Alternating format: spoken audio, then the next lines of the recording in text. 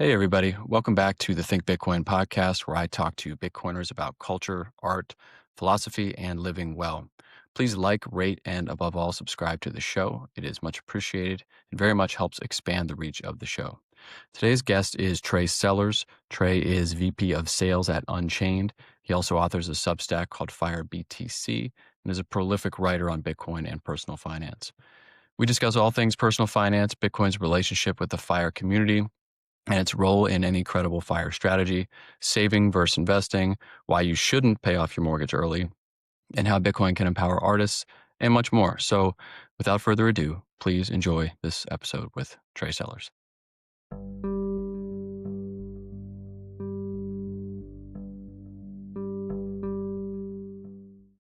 All right, we are live. Trey Sellers, welcome to Think Bitcoin, the podcast, and thank you for being here. Logan, so excited to be here, man. I'm excited that you've got this show. It's really incredible. And I know you've been working hard to get it up and running. So I'm looking forward to the conversation. I appreciate that, my friend. So listen, so you and I, we probably started interacting on X, I want to say several years ago. I think I was in the absolute trenches of Instagram. Don't ask me why.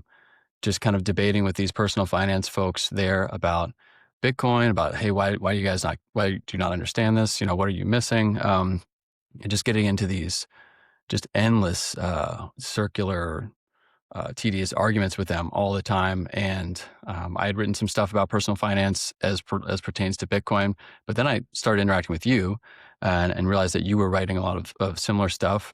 And in a lot of ways, coming from just a much more, I think, thorough background and more finance-based background than me. And you started writing your Substack and we just started talking. But this is actually the first time I think I guess this isn't literally in person, but this is the first time we've spoken, I guess, face to face. Yeah, I think so. Yeah, I think we first came across one another. I published a blog article on my personal website that is titled "Bitcoin is Fire Friendly," and I came from the financial independence, retire early mantra and approach on my personal finance side. And I really I had found Bitcoin a lot earlier than that, but it was kind of around the same time that I started fully embracing the FIRE approach. I also started fully embracing and understanding Bitcoin. And so it just became like a natural evolution for me to use Bitcoin as the primary asset that I was saving in, but still adopting the framework of the FIRE approach to structure the way that I was planning for my retirement at the time, because I really didn't care for what I was doing. I was like a kind of typical corporate America type man out there grinding away, not really loving what I was doing. I mean, it was somewhat interesting, but I definitely would come in from my commute every morning and then just be like, oh, I got to do this again, and you get to the end of the day and you're exhausted. You got to do the reverse commute. And then you wake up and it's just this grind every single day. And, at that time, this was like maybe 2018, 2019, I was very much like planning on getting the hell out of there as quickly as possible. And so I was saving as much as possible.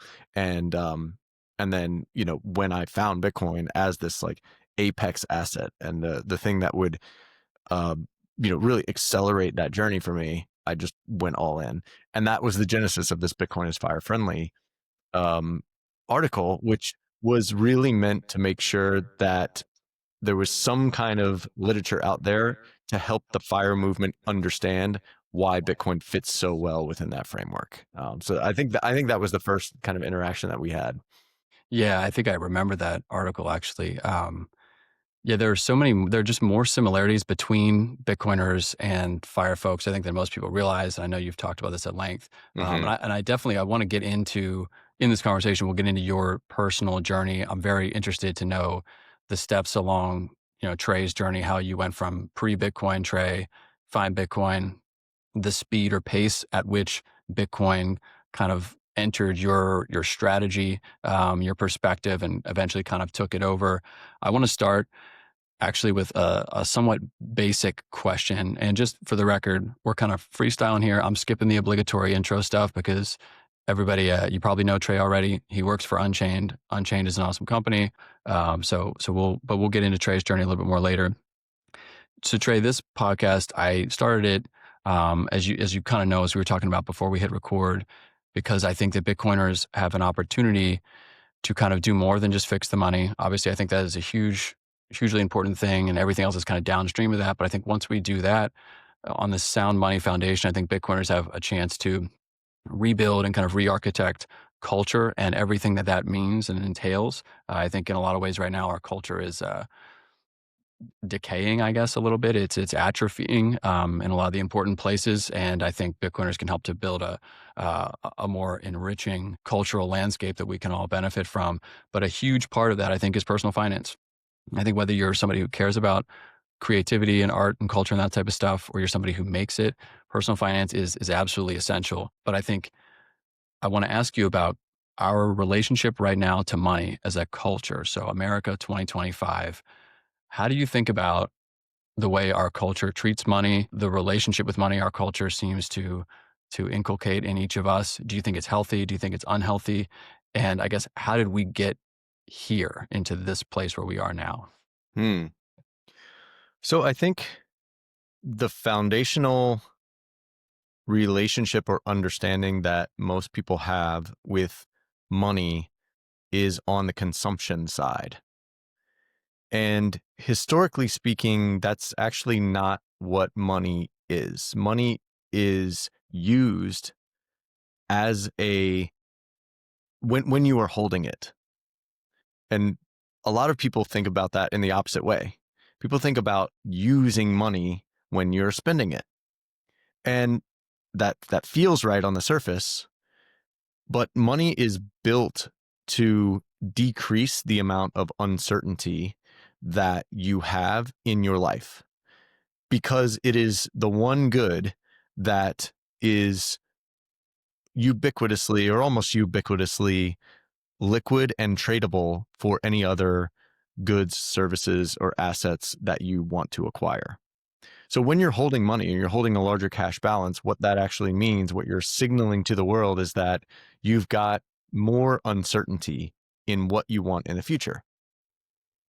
And holding money is actually using that money to decrease that level of uncertainty.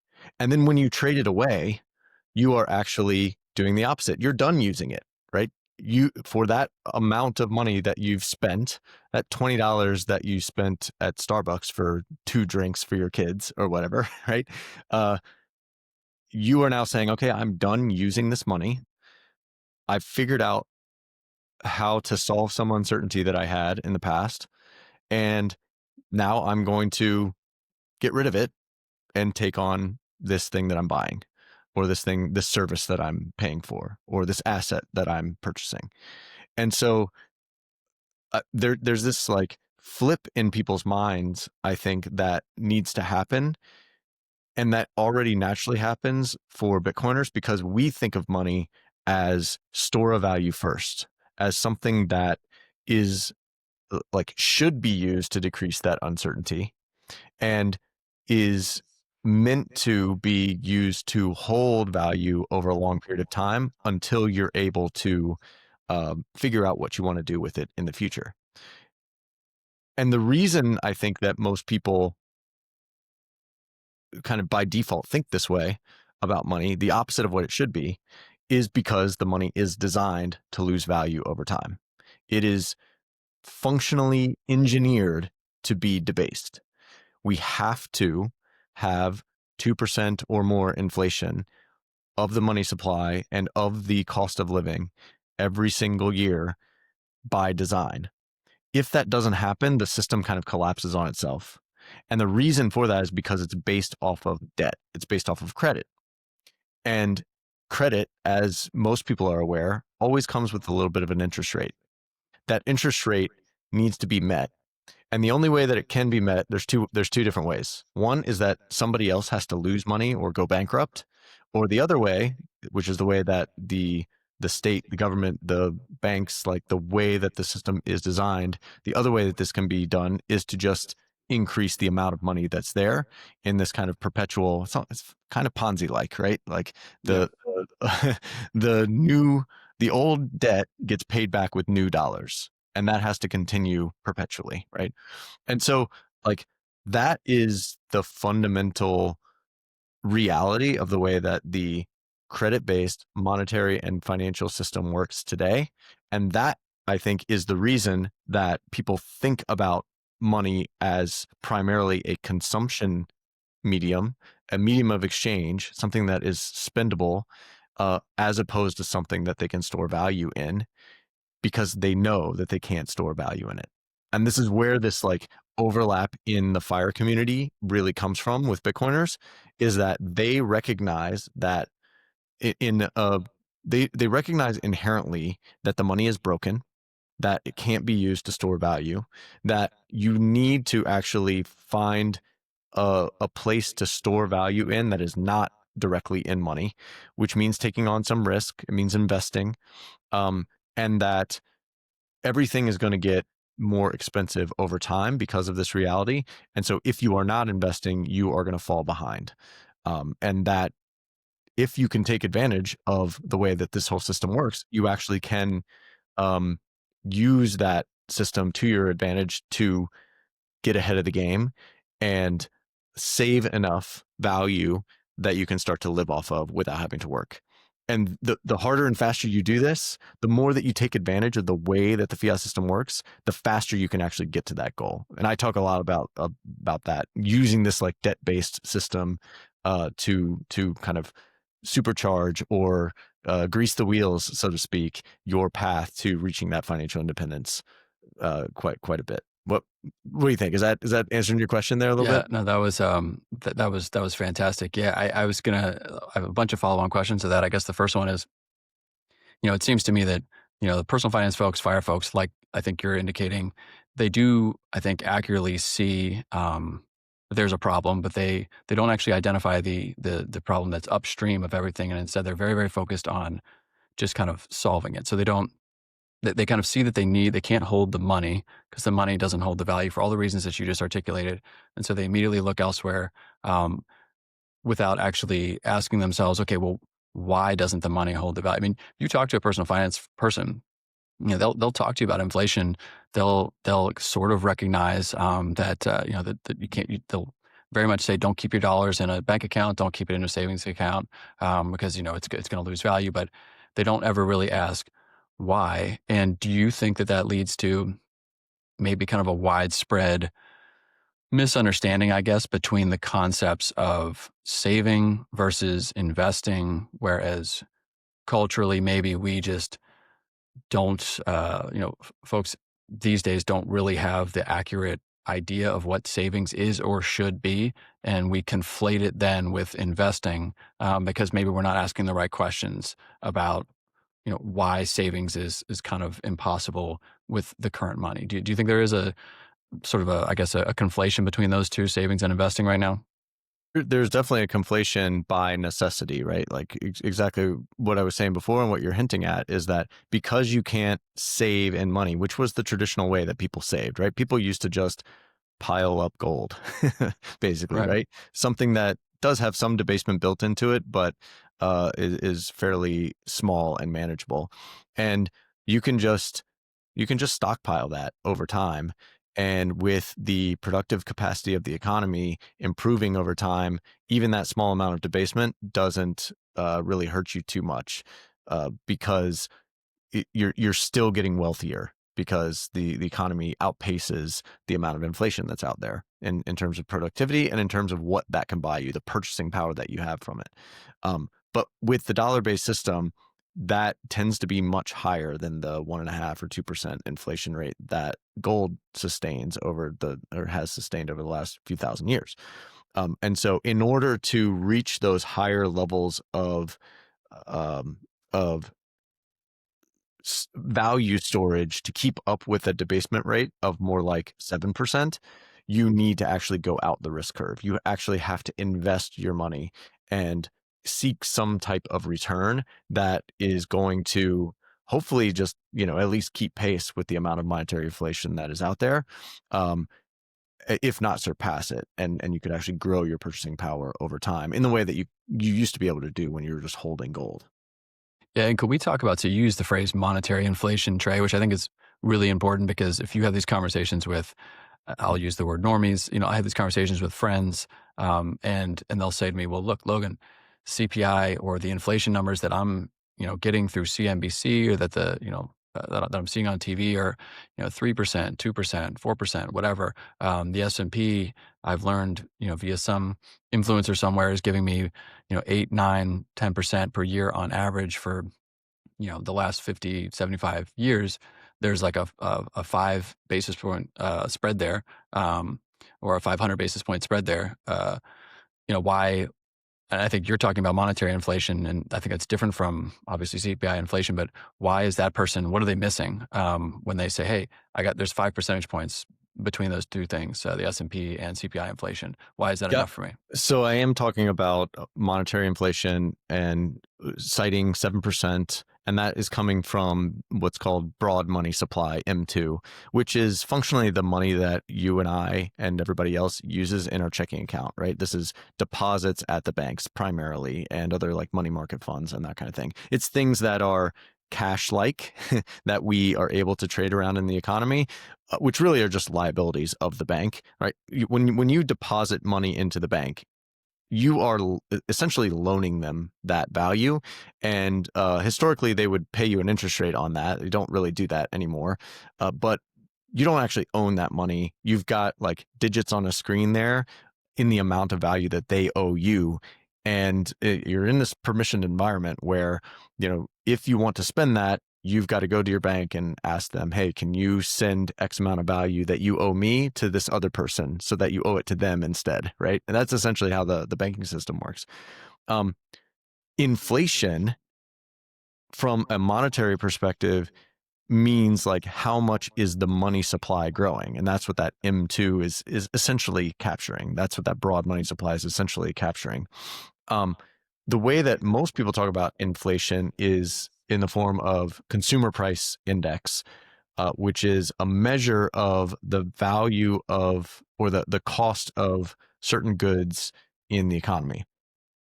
It's a government statistic. There's been a lot of changes to it over the year. There's a lot of questions about like, what is the methodology here?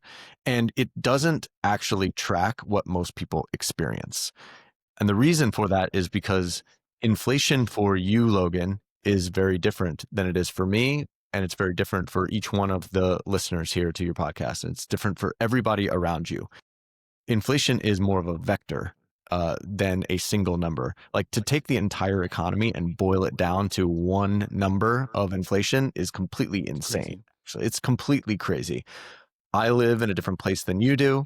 I value different consumables and different assets and different experiences very differently than you do. And so my inflation rate is going to be different than yours naturally, because the things that I want to spend my money on when I'm done using it, as we were saying before, those things, that basket of goods and services is going to be different than yours is, which means I'm going to have a different inflation rate. So if part of my dream lifestyle is to own a fancy beach house, in Florida somewhere, or where, choose your location, right? That you want to go. The cost of doing that has been rising very substantially over the last, 40, 50 years. And that only seems to be heating up, right? Because you're talking about a scarce asset, you're talking about like a huge amount of monetary inflation, and then you also have all of these government subsidies and incentives in place that favor real estate. This is the same reason that the homes that we buy go up at a clip that makes it very difficult for new people who are entering the workforce, younger people who are looking to buy their first home. They're having a very difficult time because we can't produce houses in enough quantity to depress the prices enough, or to keep that price increase at bay. And so and that's going to vary based off of where that house actually is, right? Like, I live in Georgia, you live somewhere else, all these people live somewhere else. Those real estate markets are very different, right? So to boil the entire economy down to a single number is insane. And the way that I think about like planning for this stuff in terms of personal finance is to actually take stock of all of the things that you actually value. What do you want your life to look like? Because that's going to start to form the basis of how much you need to start saving and thinking about the size of your portfolio needs to be in order to cover the type of lifestyle that you want to live in the future. Yeah, which I think is an approach that most fire folks would totally endorse and say, yes, let's map out those expenses so we can kind of work backwards with the 4% rule, and all that. So I want to get specifically into fire because you've had a lot of really interesting discussions with folks, not just on X, but also at the conference, Bitcoin 2025. You were on a panel with Brian Harrington, Morgan Richard, and very, very interesting. So the first question that I want to ask is, it seems to me that from a philosophical perspective, that what the fire folks are trying to do, what personal finance folks are trying to do, is reduce uncertainty. And kind of the way that you're describing, well, what they're doing is they're looking out at all these assets and they're basically trying to put all of their chips on the thing that they perceive to be unchanging, and they're not really looking particularly deeply into what makes it have the appearance of being unchanging, but they're just trying to move all their chips onto this thing that they perceive to be unchanging in an effort to reduce uncertainty in their future. What are they missing in terms of the underlying assumptions that inform that perceived certainty? Is the certainty that they're perceiving, is it real or is it more illusory? And I guess to make it more specific, I'm thinking about the obsession with the S&P, with real estate. You talk to personal finance folks and they'll tell you, oh, Trey, Logan, the S&P has returned 9% on average for the last like 12 million years, since America was a country, since 1900. And I can rely on that. And, or they'll say, they're never making any more land, Logan, so it's always going to go up. Real estate has always gone up. Why wouldn't we rely on that? That seems to be the most certain thing. And I think what really trips people up about Bitcoin is just it's so new. I used to get people on Instagram all the time that would respond to me, well, yeah, gee, Bitcoin sounds cool, Logan, but it's been around for like 15 years or 10 years or 12 years or whatever it was at the time. How can I rely on that? Do you think that that's kind of a mental block that they have? And what are they missing about the perception of certainty that they're currently working under about the S&P and real estate? I guess maybe to phrase it a different way, Trey, too, are there some fundamental changes afoot that maybe they don't see, some tectonic shifts below the surface that are maybe going to render those things that they see as certain less certain over time? There could be. I actually don't know that I prescribe to that view. Like I continue to think that the fire community, the people who are like being very conscientious and intentional about their expenses and then plowing as much money into the US stock market as they possibly can, they're probably going to do just fine. The US, despite some of the geopolitical things that are going on and maybe some very long-term trends that are playing out, I still think it's going to continue to be a leader in terms of economic empowerment and the ability to continue to grow. That doesn't mean that there aren't some challenges that the U.S. is facing when it comes to the debt and some of the um, you know perhaps poor choices that have been made around the financial system that the U.S. controls and that our adversaries are beholden to. I'm thinking of the sanctions and seizing of assets versus Russia. That they were storing value in U.S. Treasuries, and the U.S. government decided, okay, well, we're just going to take that from you. We're just going to seize that and stop you from holding that. Well, that sent a signal across the world to say, well, maybe China, name your country out there who has been storing value in U.S. Treasuries. Maybe I should lessen the extent that I'm doing that, just so that I'm lessening the risk that I have to the U.S. regime. Why do And you think they didn't foresee that, by the way? I think about this all the time. Like, it doesn't really seem to me that implausible of an outcome for everything that you just described to happen as a result of that. What do you think that like the government missed? Like, were they misunderstanding the strength of just like the United States geopolitically, or the strength of the dollar reserve system? Or it seems pretty obvious that if you render money not money, that other people are going to look at that and say, well, we're not going to store our value in Yeah, that. it just comes from hubris, honestly.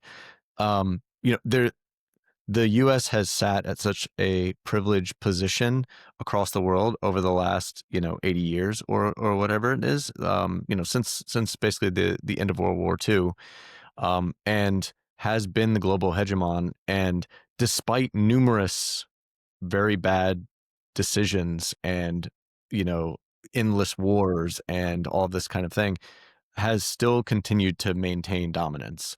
Uh, you know, I think the people who run the U.S. government really think that we're invincible, and that they can do, whatever they want to do, they can get away with. And historically, that has been the case. I think that a lot of people around the world, a lot of other regimes, are starting to call that bluff a little bit, and that seizing of U.S. treasuries by Russia was kind of a wake up call, right? It was a shot across the bow to have other people just start to reevaluate exactly what that would look like. And then I think the secondary thing that happened as well is just in COVID, when the U.S. just printed so much money around the world, everybody did, right? But it was just so blazingly obvious that um, there is no cap to the limit of money that can be thrown out there, and that they have the ability to print ungodly amounts of money in very short periods of time with nothing to stop them. And if you are looking at storing value over a large period of time, and you're doing that in bonds and US government bonds, it's going to be impossible to beat inflation. It's just going to be impossible to beat that amount of debasement. I look at bonds as like, um, very, very high risk for very little reward. It's like you're clipping coupons uh, up until the time when the value of those bonds just drop drastically. You're like picking up pennies in front of the steamroller, as they say. Exactly right. Exactly right. Like you have um, you have you have asymmetric downside risk to bonds, and you're picking up those pennies in front of that steamroller. Exactly right. So I don't touch bonds at all. But maybe a separate subject. But Smart man. We should get into that, but yeah, I agree. I'm the same way. yeah. So I think we got off on a little bit of a tangent there because Yeah, I sorry, that was introduced a grenade there. But yeah, that was my fault, Trey, and you just made me think of another question. But I think you were starting to talk about how, I was suggesting that I think personal finance and fire folks are ultimately pretty risk averse and are trying to move all of their kind of life energy chips onto like an asset base that they view as relatively unchanging. Like they want the least amount of uncertainty with the assets that they have imaginable, and or as is practical, and they view Bitcoin as just this thing that is so new that it cannot be relied upon until it's been around for 50 years or something like that. It has the same track record as the S&P. And I think you were suggesting that you didn't maybe subscribe to that view exactly when we were talking about that. yeah, right. So I think that probably for the next 30 years or whatever, that people who are saving aggressively and plowing their money into the S&P 500, they're probably going to do okay. They are not going to do nearly as well as the people who are saving aggressively and buying as much Bitcoin as they possibly can and using that as their primary savings vehicle. They're not going to do nearly that well, but they will very likely, in my opinion, continue to uh, grow their asset base at a greater level than inflation runs for them, and be able to actually get to a place of early retirement if that is their goal. Real estate is probably going to chug along the same way that it has been as well. I look at real estate and I think, man, I just never ever want to go down that path. It's just so much work. You're levered to the hilt. There's so much risk. Especially, what I kind of have a special amount of animosity toward these influencers or people on X and Instagram and whoever, who are telling people who are like don't have any money yet, that you can become financially independent if you just go out and buy a single family home and rent Yep. it out, and you'll make $200 a month by Yep. being levered 5x over. You know what I mean? Like, I think that's especially dangerous. Real estate has a lot of advantages to it because of the way that it's treated by the government in terms of taxes and depreciation and that kind of thing. And but you really only get that if you already are wealthy. You know, like, it's too risky for people who don't already have a very strong liquid net worth. So if you don't have a big stock portfolio, or you don't have a big amount of Bitcoin that is liquid to you, that enables you to be flexible in your life, I would say, like, stay away from the real estate game. It's going to be very difficult for you to make good enough money to make that worthwhile over the same type of period of time, if you're just plowing your assets into stocks, or plowing your excess savings into Bitcoin, and you're taking on so much more risk.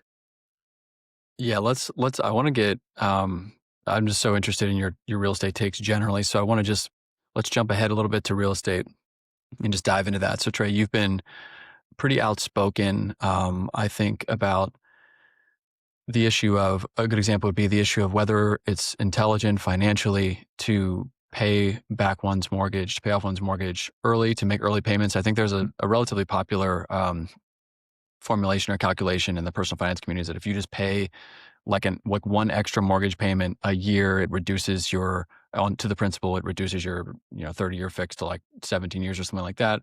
People are very into that. But you've been very outspoken that, hey, that's not intelligent. You shouldn't do that. Here's the math. You had a bunch of shrapnel hurled at you online from folks saying, well, it makes me sleep well at night, gives me peace of mind.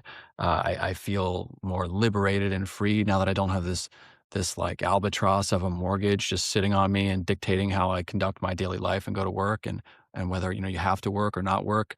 Um, let's dig into that. Let's talk about that. Why do you feel so strongly? Is it purely math, or do you think that is there something else that these like real estate folks are missing when they're saying, hey, it's really, really important to get this mortgage paid off for the following reasons? Why do you feel so strongly about that? So I think that this peace of mind argument is valid. Like, people do, um, people have a right to want to, seek out peace of mind. And I get that. Like, I fully understand it. There's an emotional drive that we all have to seek out, like, reducing risk, right? That's why we want to hold more money. That's why we want to be wealthier. Um, and I think there's a misunderstanding as to what it means to actually pay off your mortgage more quickly if you have the option of like a 3 to 5%, or even maybe a 7% mortgage rate.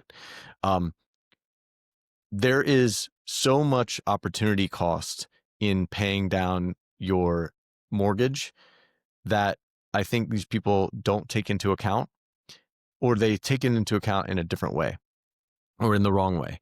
And that is, if you are taking, let's say, $1,000 every month and you're paying down your mortgage, you're getting, like, let's say, a guaranteed 5% return, because your mortgage is 5%. And if you no longer have to pay that over the next however many years, you're kind of getting this return of 5%. Well, if you take that $1,000 and you buy Bitcoin with it, or you buy stocks with it, you now have the benefit of having that value being debased, because, again, this is a credit-based system.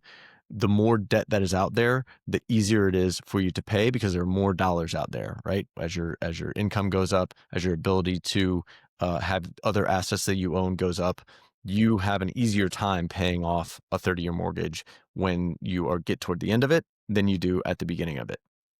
And that naturally means that you should want to keep that debt on as long as possible. So if it's a 30-year mortgage and you're paying extra, you could be taking that extra $1,000 and buying stocks or buying Bitcoin. And now you've got the asset of your house, which is going up 3 to 4% per year. And you've got stocks or Bitcoin that's going up from anywhere from, call it 10% to 25 or 30 or 40% per year. And when you've got that asset that sits next to your mortgage, you're still in a position where if you needed to or if you wanted to, you could always just pay it off. If you don't take advantage of that, now all of a sudden you're putting yourself at a disadvantage to build wealth more quickly. So, what I'm asking for people to do is think about their peace of mind in a different way, that you can actually get that peace of mind from having a larger liquid asset base, being in the position of paying off that mortgage or paying it down at some point later in the future. Um, and that is a better position than paying it off now and foregoing a much larger total wealth that you would be able to have if you recognize the reality of the financial system as it actually is, instead of the way that you want it to be. In a Bitcoin world, if everything's denominated in Bitcoin and the money that we use and the value that the debt that you're taking on is denominated in is getting stronger every year, right? If you borrow Bitcoin, it's going to be harder and harder to pay that back over time in order to buy a house, right? So there's a discouragement of taking on more debt in that world. And so you would want to pay down that debt as quickly as possible. That is the world that we want to get to, right? But the world that we actually live in is one where holding more debt, especially at lower interest rates, is an advantage. It is more an asset than a liability, as long as you recognize that the excess money that you would otherwise be spending in cash or saving if you're not paying that down, can be used to buy assets that can give you more flexibility and more liquidity over a long period of time and put you in a better financial position. Yeah, that's a really interesting way to put it. I think a lot of people view financial freedom and financial independence as freedom or independence from monthly obligation versus what I think you're saying, Trey, is you seem to be suggesting that people probably underweight or underindex on liquidity, and that financial freedom might actually, it's not really freedom from monthly obligations, but it's really just having enough liquidity in your asset base such that you can handle any monthly obligation multiple times over, like multiples of it. And Is that that and that accurate? goes back to the way that we calculate for FIRE, right? We take our annual expenses, we divide by 4%, and you get your financial independence number if you're using the 4% rule, right? And so it's a miscalculation to think that you can get there faster to eliminate your expenses as opposed to growing the liquid asset base that you've got. No, I'm thinking of like everybody listening to this who's like, of all the married couples, who are probably having these debates where like one of them is the hyper Bitcoin maxi who's trying to convince the other one, hey, we shouldn't pay down our mortgage earlier because we should just like smash buy Bitcoin all the time. And now they're going to have, a good reason to, they're going to have some backup for that with you, which is good. But would you say that in terms of the liquidity thing, which I think is interesting and I agree with, that Bitcoin is kind of this like supercharging effect on your liquidity where you are creating, you're almost allowing your liquidity, the liquidity of your asset base to grow kind of not necessarily exponentially, but just at a rapid pace in relative terms to anything else that you would be throwing into your asset base, such that you're basically sprinting where everyone else is walking, to an asset base that is sufficiently liquid to free you, to allow you to pay for these obligations over and over again. Yes. So Bitcoin works in the same way as buying the stock market index or S&P 500 does, except it's supercharged, right? Because it grows much more quickly, as especially now in this kind of early adoption phase of where it's at, where you've got a perfectly fixed supply and millions of new entrants coming in and trying to get a piece of it over the next few years. And so as that happens, the price is going to continue to rapidly increase. It's going to gain purchasing power relative to everything else. And we've seen that play out, whether it's versus stocks, bonds, real estate, gold, classic cars, watches, art, like all of the things that people, because they can't store value in their money, go out and buy in order to store their value. Bitcoin outperforms all of those things, which means it gains purchasing power at a much more rapid pace. And we can expect that to continue for quite a while. Do you- And that does come with a little extra volatility. That is true. But keep in mind the time frame that most people are dealing with when they're pursuing financial independence, right? They're looking at 5 years to 10 years or so, that they're going to save and invest very aggressively over that time period to get to a liquid net worth that allows them to secure financial independence much earlier than other people would be doing. You can do that in a much greater fashion by buying Bitcoin because of its asymmetric upside potential. And even though it's more volatile, that's okay. Like, we don't talk about the volatility of the S&P over that time frame, that same time frame as FIRE proponents, even though it is very volatile and there are periods of long, extended drawdowns. And the same like sequence of return risk is something that you've got to calculate for. But that can be offset by a greater growth rate, right? And so you just need to keep it in the proper context with regard to what are you trying to pursue, what is the best tool for the job, and how can you structure things so that you are actually growing your liquid net worth much more quickly. And one more thing before you jump in, because now I'm like calling back to this this conversation that we're having around having a mortgage. When you are paying down your mortgage, when you've got a paid off home, you've got, call it $400,000, $500,000 worth of your net worth that is now tied up in this illiquid asset. It's money that is trapped. You can call that part of your net worth, and it is, but it's only accessible in two scenarios. One, you borrow against it, which obviously is the result that I'm advocating for by having a mortgage in the first place, or you sell your home. And in some cases, it might make sense to sell your home if you plan on purchasing something that is costs less into a new home. Like when you're retiring, I'm going to go from this 4-bedroom home that is worth $500,000 to a 2-bedroom condo that I only have to pay $200,000 for. Great. Okay. So you can unlock maybe $300,000 worth of that, but now you still have 200,000 left and you've got a smaller home, a smaller asset. Whereas if you never paid down the mortgage to begin with, or if you keep that mortgage on there, now you've got the home that you can live in, you still own it, but you also have liquid assets that you can use to fund your lifestyle and to pay for that mortgage. And so like having this net worth that's built into an asset that you can't actually touch, this illiquid net worth, in my mind, just doesn't make sense. Do you think that for like the younger generation, for folks that are, our age, younger than our age, I mean, I guess at this point, a lot of people our age too can't afford homes. Do you do you think that it is wise for them to, obviously there's a lot of opportunity cost in saving the down payment. The nominal prices of homes are just like running away. And it requires, you need mortgage insurance if it's under a certain amount, your down payment, getting to 20% down payment so that you don't have to pay the mortgage insurance.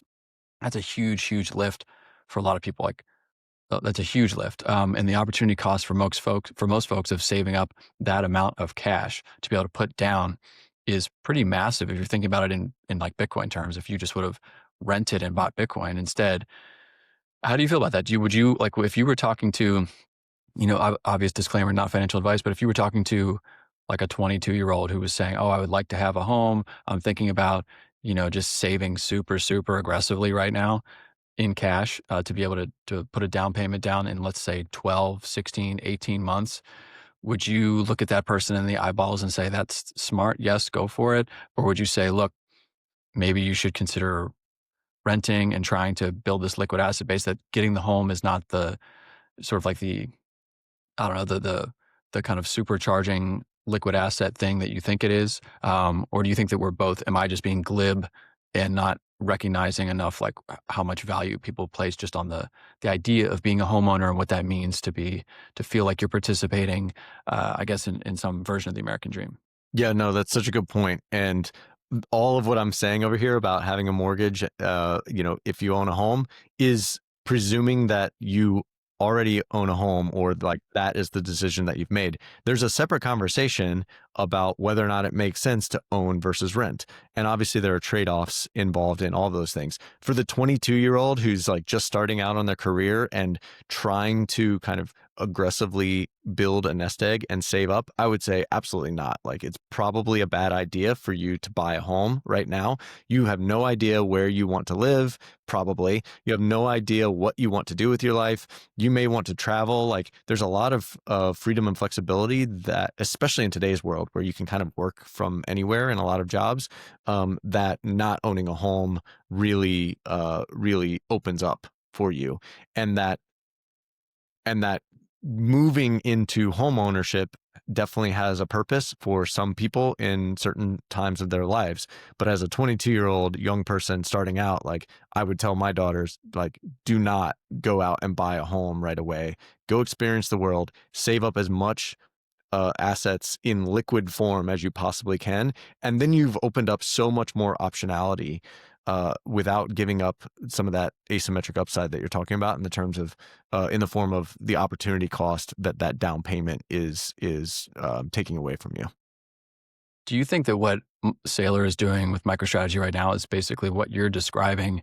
He's doing it on steroids in the context of corporate finance, in the sense that he is well, just he is emphasizing, I guess, liquidity. He's taking on debt intelligently, but the ratio of the asset base that's liquid he has built up to the debt that he has incurred in order to acquire it. Um, it's kind of like an arb that he's doing, such that I think I was watching the hurdle rate or something, or maybe it was MicroStrategy True North last week, and they were going through the balance sheet, and I think they have something like, I don't know if the numbers are still 8 or accurate. 9x. Yeah. Yeah, something like that of like the dividend payments on all the preferreds and everything like that.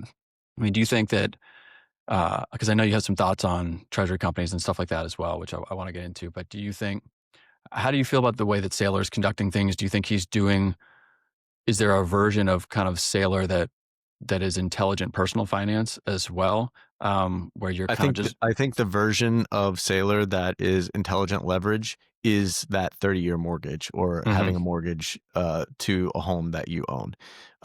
That it is the most accessible form of credit that most people have, and it is, even at today's interest rates, very much a, a bargain, so to speak, in terms of the amount that debt is going to be debased and the opportunity cost that you have in just buying the S&P 500, let alone Bitcoin. So I think it makes sense for people um, who have thought this through, who understand, the dynamics of how this stuff plays.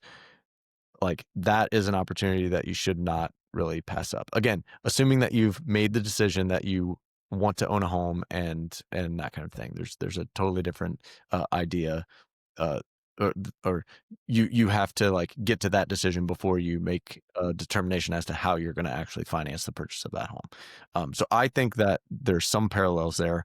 What Saylor's doing in terms of strategy is something that most people don't have the ability to do, right? Like, he's tapping into this massive world of corporate finance and the fiat monetary and financial system, the capital markets that are out there, in order to buy a whole lot of Bitcoin. And he's doing it in very bespoke and complicated ways. And that works for him and his company. I think for the most part, people should keep it simple, though, and just, like, earn as much as they can and save whatever excess spending that they or excess income that they have above and beyond their, intentional spending habits, in Bitcoin. And just, if you're going to take on some leverage, a mortgage is a great way to do that, right? But beyond that, I think it's probably prudent for people to just, like, stay very straight and narrow in the way that they're approaching this stuff. yeah. Yeah, no, I generally agree. I've been thinking a lot recently, just in life generally, of trying to, I think if people can, this is somewhat of a tangent, but if you can just basically find like 3 like power laws in your own life and just kind of ruthlessly stick to them. Like, if one of them is just, like, for me, like, one of them is just kind of accumulate Bitcoin. I mean, that's just one of them. And just try to stay laser focused on that.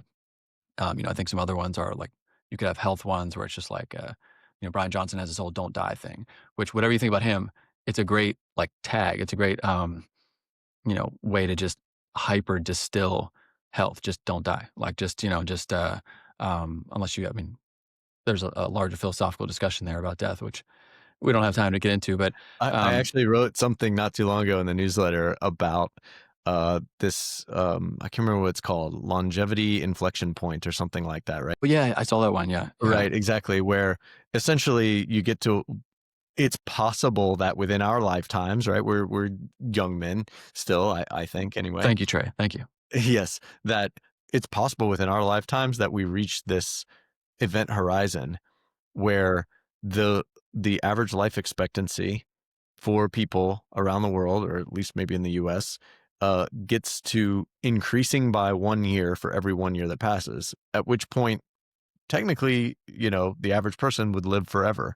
And so then the questions that I'm posing in there and offering some thoughts around is, what does that do to a financial independence, retire early perspective? What does that do to the way that we approach healthcare and education and careers and marriages and, all of these different things? There's so many different downstream implications of humans living for 300 years instead of for 80.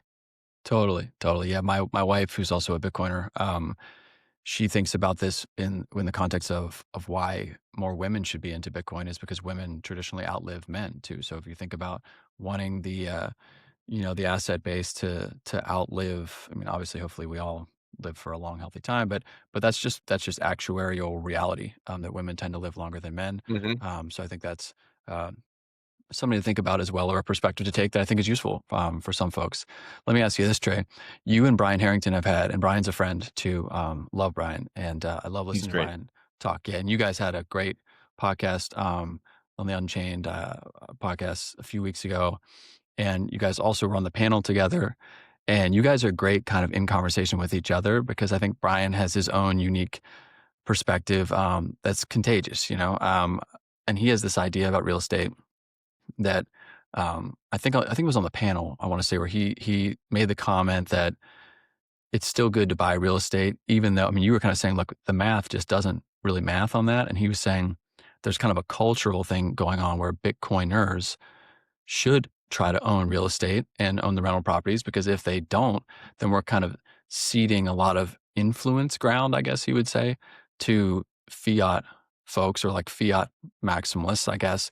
Whereas he seems to place a high premium and high value on putting Bitcoiners, because obviously he, thinks that Bitcoiners are an especially, I guess, agential group of people, and who do great things and are and just act a certain way in the world. But there's extra value in having them be the people who are wielding this influence, which naturally accrues to you if you own those kind of more old world, traditional assets. And I think it was in response to a question where you were suggesting there is certainly an accumulation phase of Bitcoin that we're in right now. And you guys, I just found that to be an absolutely fascinating, really intellectually stimulating exchange, because I could kind of talk forever about it. But and I'm going to have Brian on at some point too. Actually, I should have you both on, and we'll talk about this. But how do you think about that? Do you subscribe to any of that at all? Or do you maybe think about it in like, okay, that's great, but maybe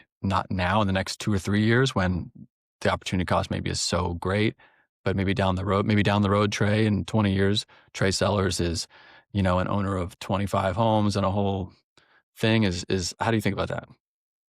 So I think he's right to some degree. And I actually walked away from that, on stage, having kind of made a joke about it, right? Because the way that Bitcoiners think about this is, look, stack as many sats as possible. Bitcoin will outperform every other asset. And that's all true, right? Like Bitcoin will outperform real estate. It'll outperform businesses. It'll outperform almost everything that you could, uh, you know, get your hands on in terms of an asset. And the ones that it doesn't is because they're super high risk, right? Like if you start a, unicorn type tech company and it happens to be the one of the very few that's successful, you might outperform Bitcoin for a little bit of time, right? But unless that's you and you're in that unique position, buying Bitcoin is by far and away the best way to secure wealth for the long term. But And I think I made the quip that like, oh, so what you're saying, Brian, is that this is a moral imperative, that we should just make this decision based off of the moral aspect of this. And he was like, yeah, well, yeah, like actually that's kind of true. And so I laughed. The whole room was kind of laughing there, not at him, but just at this prospect that, oh yeah, you should make a decision based off of something other than the fact that Bitcoin will outperform.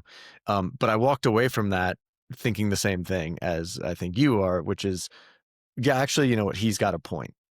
Now, I would not translate that to Bitcoiners should be owning 25 different homes and renting them out. I would say, no, we should not be doing that.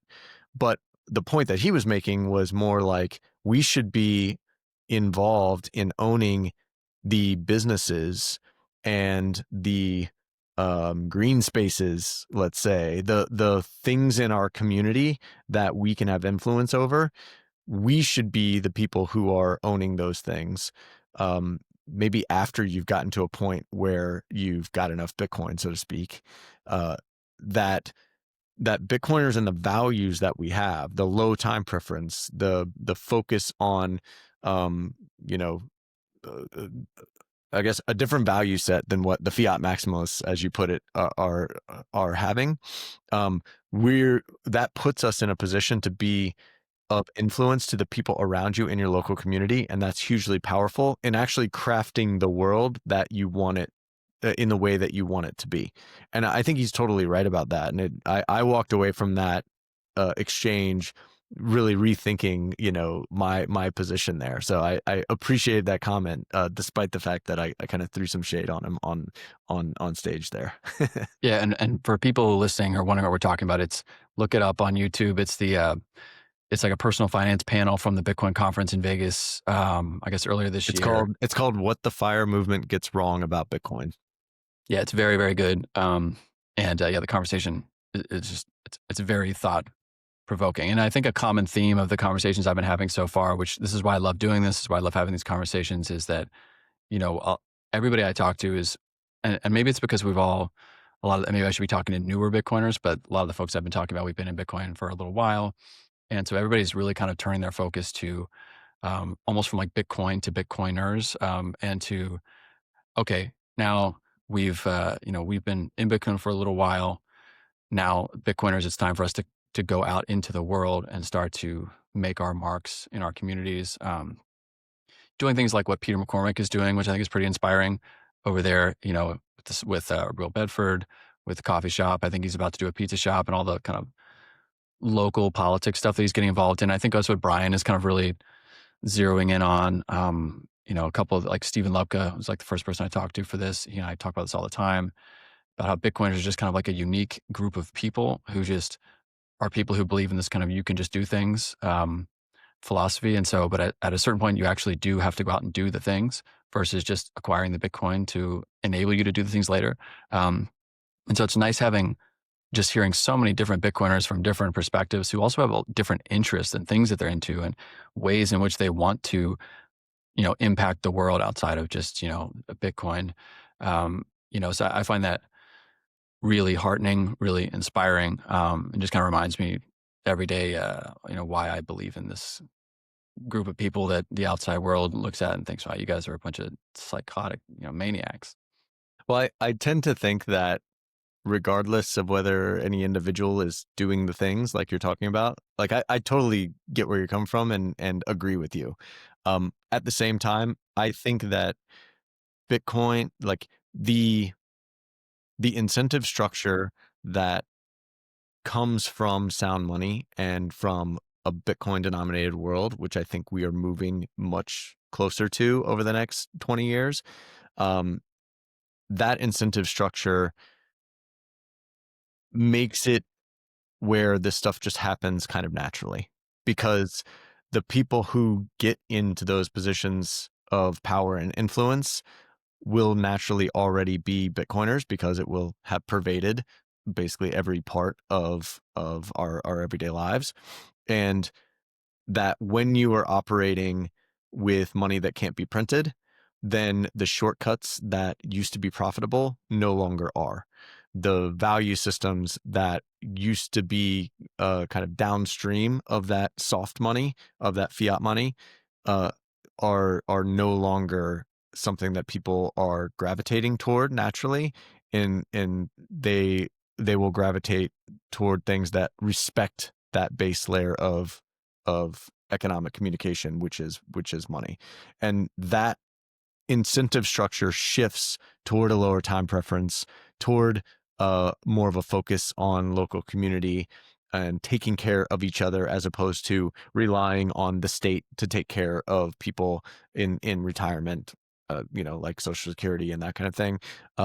It is much more focused inward on helping improve the lives around us, as opposed to funding wars across the world and bombing places that we've never seen or heard of or can't identify on a map, right? And so the natural implication of Bitcoin being adopted across the globe has very positive effects, in my view, on the culture and the way that we approach our day-to-day lives.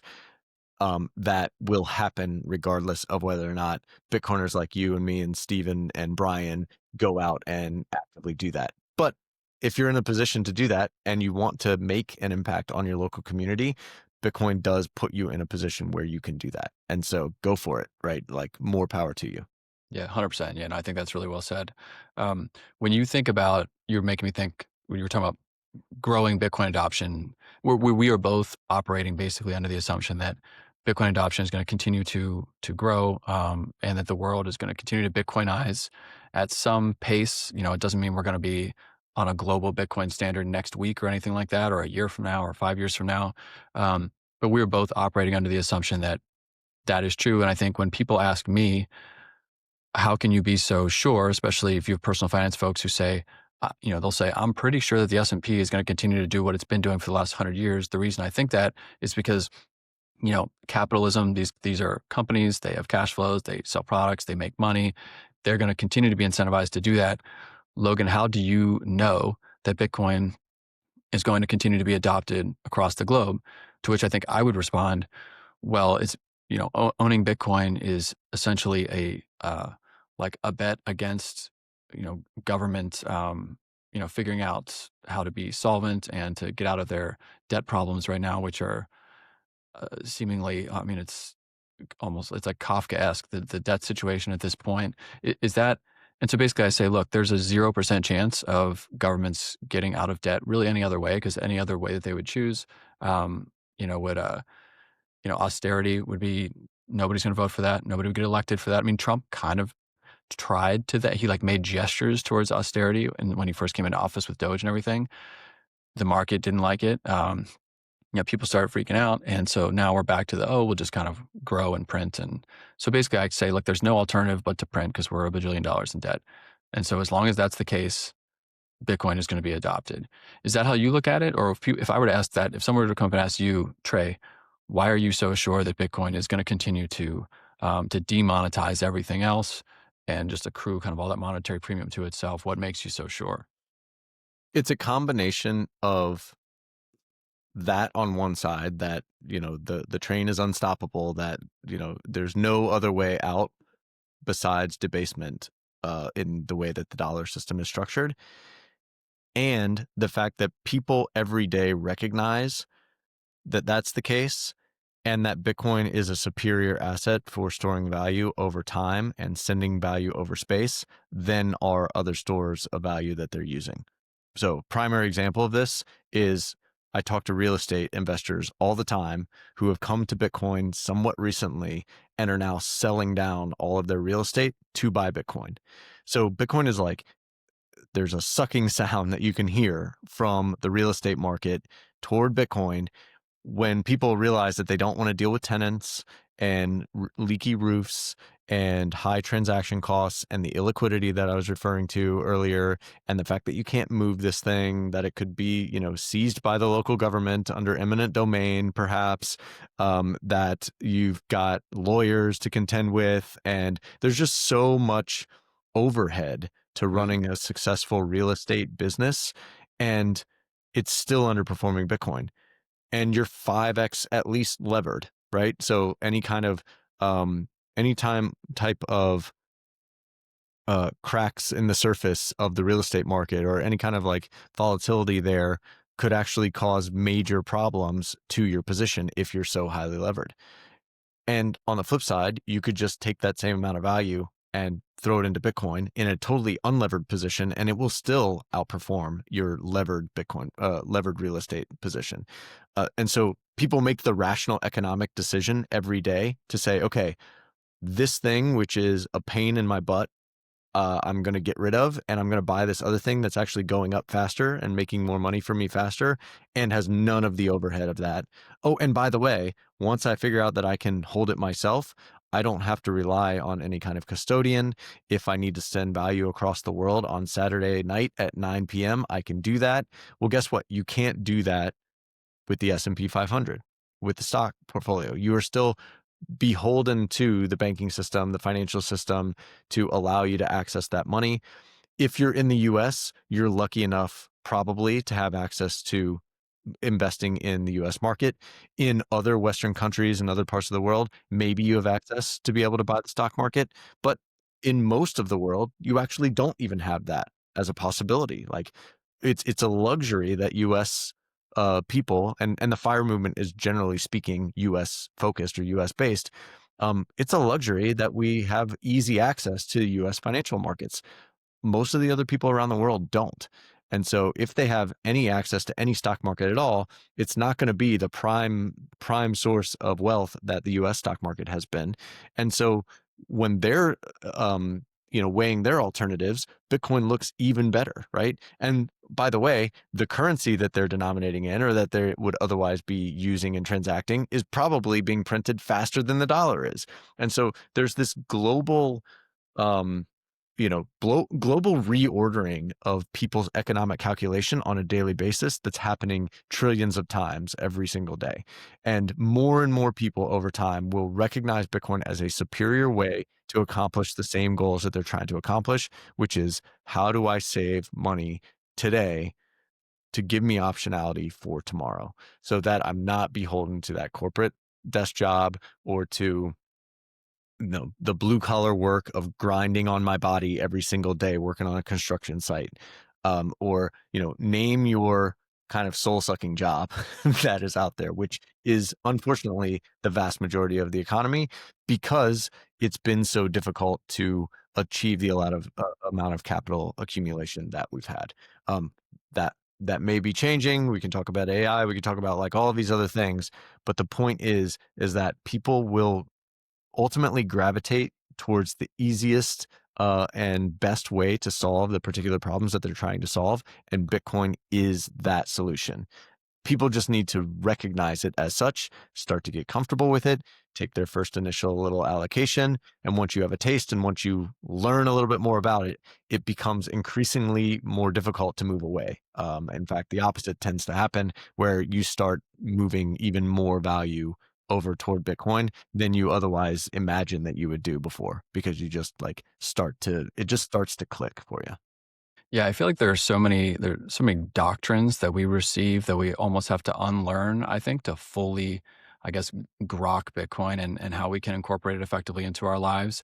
One of them, I think, is the income generation trap, I guess, where, some investors will be like hyper focused on like dividends, real estate. You're thinking in your head, you're thinking, okay, I think about this myself sometimes where it's like, oh, I want to replace my income. I cannot be free until my income is replaced.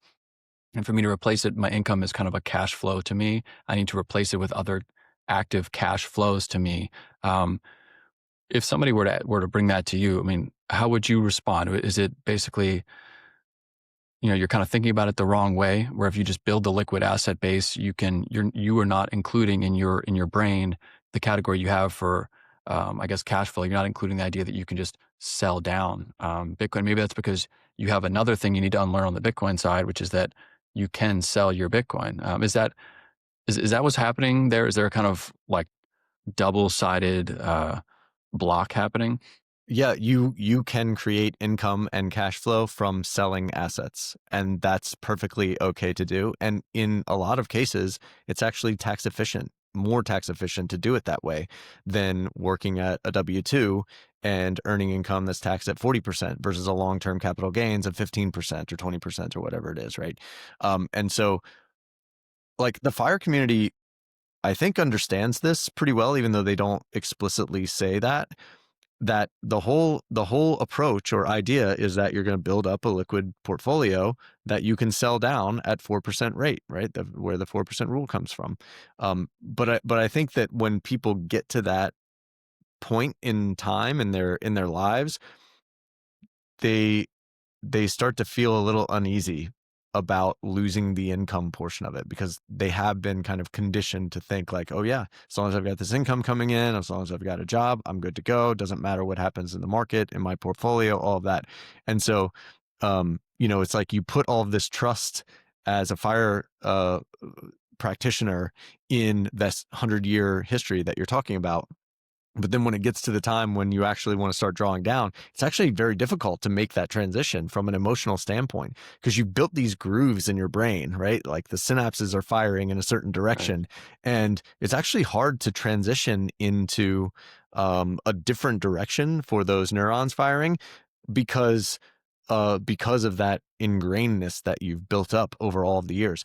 In a lot of ways, like the habits that you form when you're pursuing financial independence, the things that make you successful in getting there early actually hinder you at enjoying that financial independence, at least at first, until you start to build new muscle memory.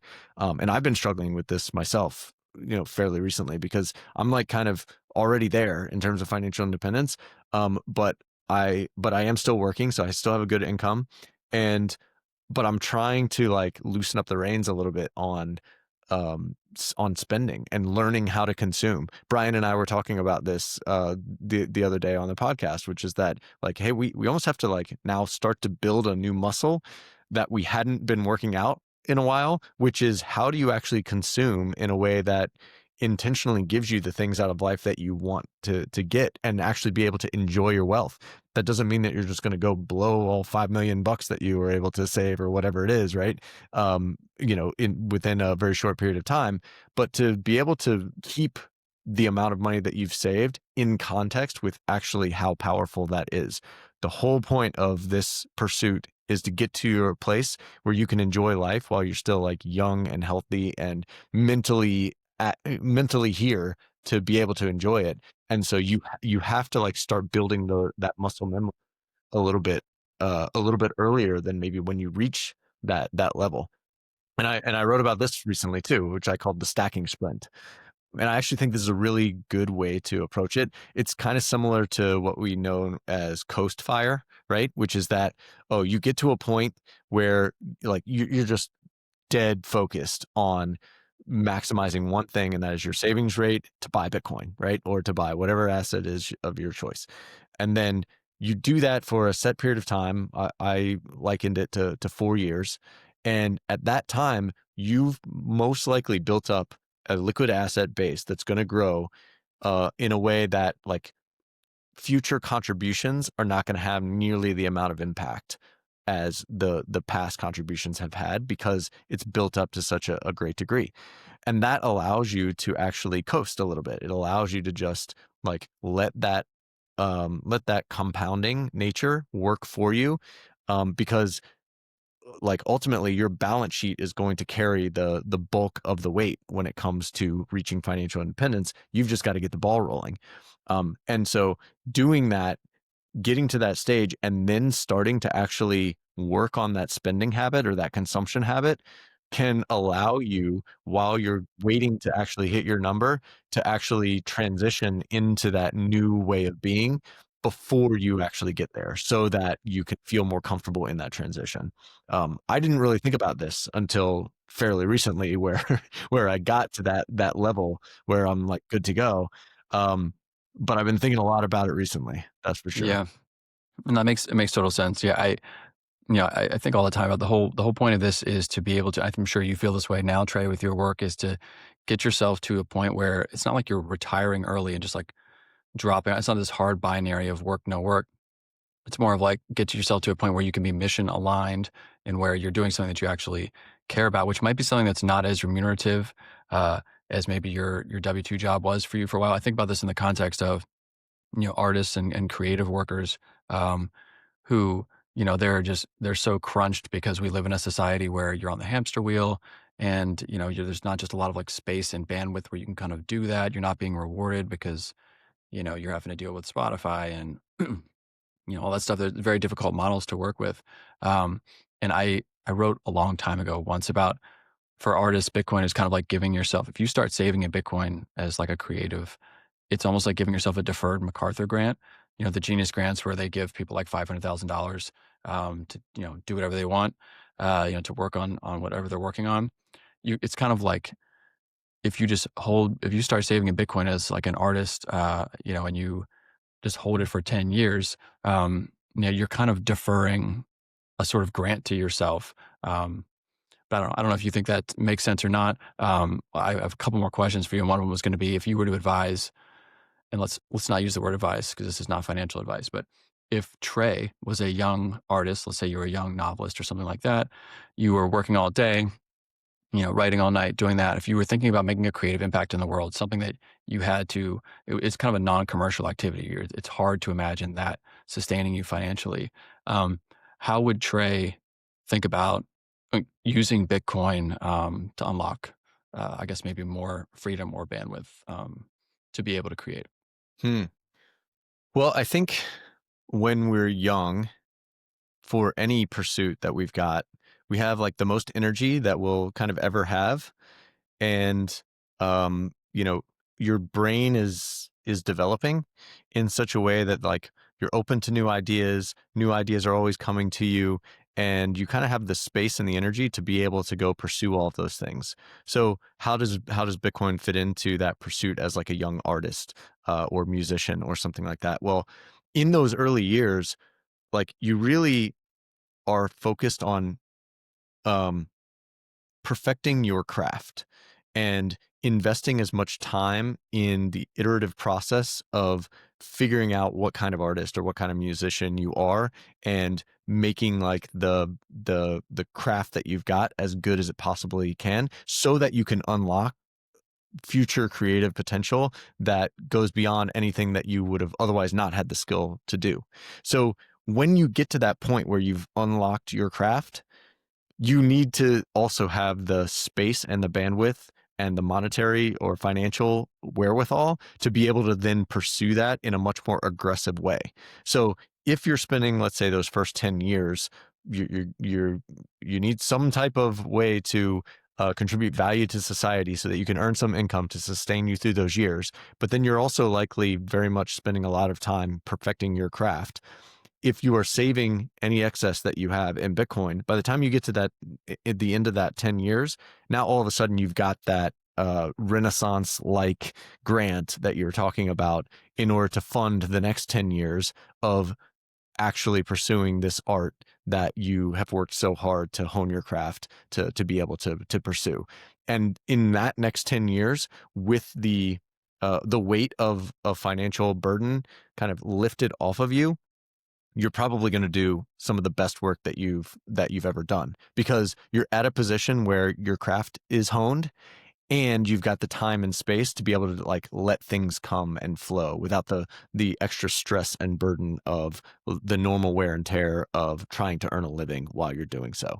And if you are lucky enough or intentional enough in those first 10 years to accumulate enough Bitcoin that it will last much more than the next 10 or 20 years, that's awesome, right? Like you'll have that much more of a runway. So that's how I would think about it. I've played a little music in the past, and I'm not very artsy when it comes to some of the other things, but I do appreciate the work and the grind that comes into that, and the kind of challenges that people have in wanting to be able to focus on something that is not necessarily going to provide a steady income or way of making money, at least in the short term. You have to be able to go through that grind in order to get there. But sometimes that can take quite a bit of time. And by the time that you actually were to get there, if you aren't freed up to be able to pursue it in a much more fulsome way, it really hampers what you're able to do. Yeah, man, Trey, that was like really, really well said. Good. That was beautiful. I could not possibly agree more. I think all the time about how there are just so many things that maybe society that are societally valuable to each of us as people that aren't treated, I guess, commercially as valuable maybe as they should be, just given, how kind of society is arranged. But so important to I was kind of thinking, what if you could just think about yourself almost like as like an apprentice for 10 years or something like that. You're taking those wages that you're getting, you're turning them into Bitcoin, you're storing all that energy in Bitcoin, and then your apprenticeship ends, and now you have some level of financial freedom, to be able to kind Absolutely. of And create your I think this apprenticeship thing should and hopefully will come back into favor, just generally speaking, like moving beyond the arts and that kind of thing. It's like we were talking about the cost of things rising. Like talk about a area of the economy that has no breaks when it comes to the costs, which is higher education Mm, and going to college. And you come out the other end, and a lot of people come away with a ton of debt and not very marketable skills because they haven't actually gotten any real world experience. They got a degree in something that they no longer want to do because they were 18 when they went first into that and had to make a decision there. And then it's like, then you spend the next 10 years like going through a corporate job that you don't like because you were on this track. Like that's kind of how I felt actually. And part of what drove me to wanting to pursue fire. Um, but if it's no longer the expectation because it's no longer able to be subsidized at the level that it has been of higher education, um, now all of a sudden those 4 years after high school, let's say, become really a great breeding ground for developing actual skill and actual expertise at something that's very valuable in the economy that you can actually earn money instead of spending $200,000 a year, over the course of 4 years. And during that 8 year apprentice time, you could think of that in the exact same way that you're talking about for an artist of, okay, I'm going to learn a craft. I'm going to save as much as I can, put that in Bitcoin. At the end of that 4 or 8 years, now you're in a position to go start a business. You're in a position to go, you know, you've tried a whole bunch of different things and figured out what you like and what you don't like and what you're good at and what you're not good at. And all of a sudden, you're in such a better position earlier in life.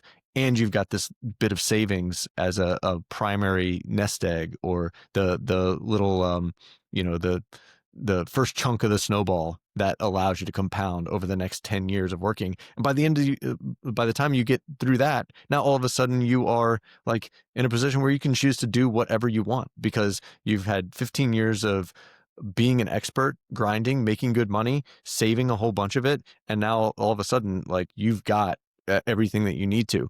That can allow us to start having kids a little bit earlier too, mm, when we're young enough to enjoy chasing them around a lot. Like I think yeah. a lot of society is pushed. I think this is a result of the fiat financial world that um, it's so much harder to keep up with life and you have two income households and all this stuff. And it's kind of encouraged that people have kids later and later in life, which by the way, makes it more likely that they're going to have problems in having kids and more likely that those kids are going to have some type of like developmental problems.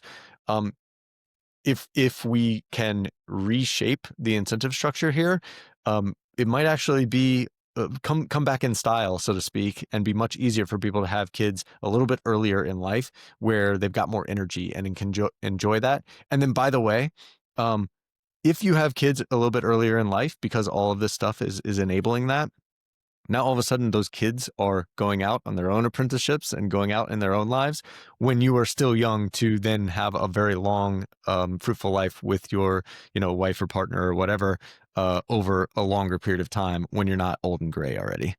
So man, I just opened a whole other Yeah, no, that was I like don't have time for, I but think I think that is a perfect place, to probably to conclude on, just because I think that's, like a hopeful thought of fixing incentive structures, to end on it. I entirely agree. I just think, having I have multiple degrees myself, and I can speak firsthand, like the incentives of when you're coming out of school, whether it's, grad school, undergrad, law school, thinking about what you want to do, it changes your decision-making process when you have to pay off six-figure debt. And if people did not have to take that into account, I wonder what decisions people would make, what value they would provide to society.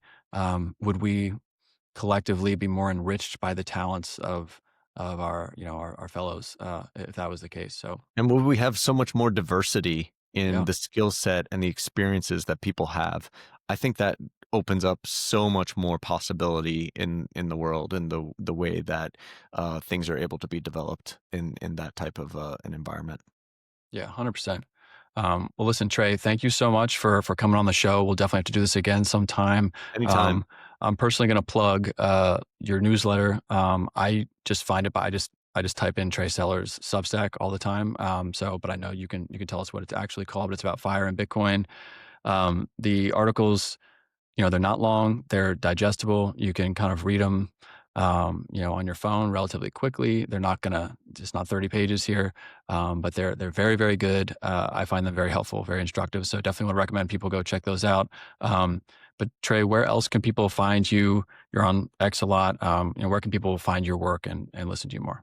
Yeah, thanks, Logan. Appreciate the kind words there on the newsletter. I've been working hard to grow that, and it's growing pretty quickly. So a lot of people, it sounds like you are finding some good nuggets in there, which I really For sure. appreciate. It is called Fire BTC. It's at firebtc.substack.com. You can also find that linked from my X profile, which is at TS_hodl HODL for the non-Bitcoiners out there who are trying to learn about this. And I do have a personal website, treysellers.com. If you own Bitcoin and you're interested in, taking full control over it and holding that in a sovereign way, as Logan mentioned, I work at Unchained. We help people to do that in a way that has fault tolerance built in and succession planning in mind. So go to unchained.com and you can check out what we're doing over there. But yeah, feel free to reach out. And, I always appreciate the comments and the DMs and all of that stuff. If anybody has any questions, I'm happy to help out there. See, it's nice for you, Trey, that you're not saddled with this kind of like vestigial fire related username that I am, which I have to deal with. Like the Y of Phi is just kind of, it's like a thing that just like sits on me. I can't change it super easily. So it's like this reminder, oh, you just came out of this place. But yeah. Anyway, Trey, thank you so much. Appreciate you coming on, and we'll see you next time, everybody. Thanks. Thanks, Logan.